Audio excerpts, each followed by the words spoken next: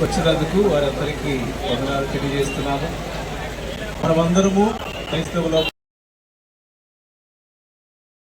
అన్నదమ్ములు లాంటి వారము, సమాజము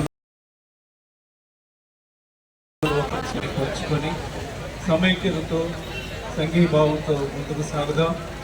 ప్రవీణ్ గారి కుటుంబానికి ఆదరణ కలగాలని మనందరం ప్రార్థిద్దాం. Thank you.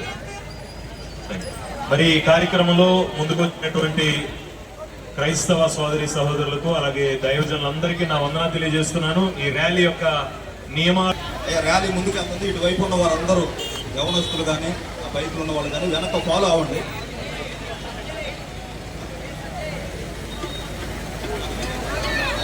ప్రియమైన సహోదరి సహోదరులకు, చిలకలూరుపేట నియోజకవర్గ ప్రజలందరికీ కూడా శుభాభివందనాలు తెలియజేస్తున్నాం. ఈరోజు చిలకలూరుపేట నియోజకవర్గ పరిధిలో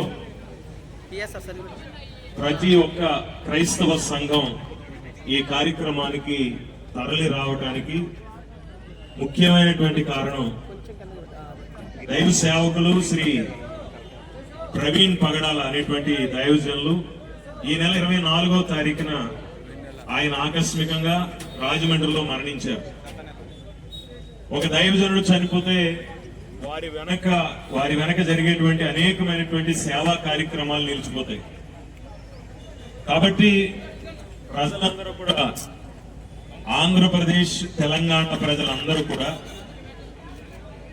ప్రవీణ్ పగడాల గారి యొక్క మరణానికి సానుభూతి తెలియజేస్తూ ఈ ర్యాలీని చిలకలూరుపేట పట్టణంలో ఏర్పాటు చేయడం జరిగింది. ఈరోజు ఈ ర్యాలీ యొక్క ప్రధాన ఉద్దేశం ఏంటంటే, ఒక గొప్ప దైవ సేవకుడు, క్రైస్తవ సమాజానికి ఉపయోగకరమైన కార్యాలు చేసినటువంటి దైవ సేవకుడు ఆయన ఆకస్మికంగా మరణించారు. వారి ఆత్మ దైవ సన్నిధిలో శాంతిగా ఉండాలని, అలాగే వారు విడిచి వెళ్ళినటువంటి సేవ, వారు విడిచి వెళ్ళినటువంటి మరి కుటుంబం కూడా ఆదరణ పొందాలని ప్రత్యేకంగా మేము కోరుకుంటున్నాం. ఒక దైవజనుడు చనిపోతే అతని ఆత్మ దైవ సన్నిధికి చేరుతుంది.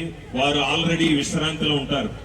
కానీ విడిచి వెళ్లిన వారికి మాత్రం చాలా ఇబ్బంది కలుగుతుంది.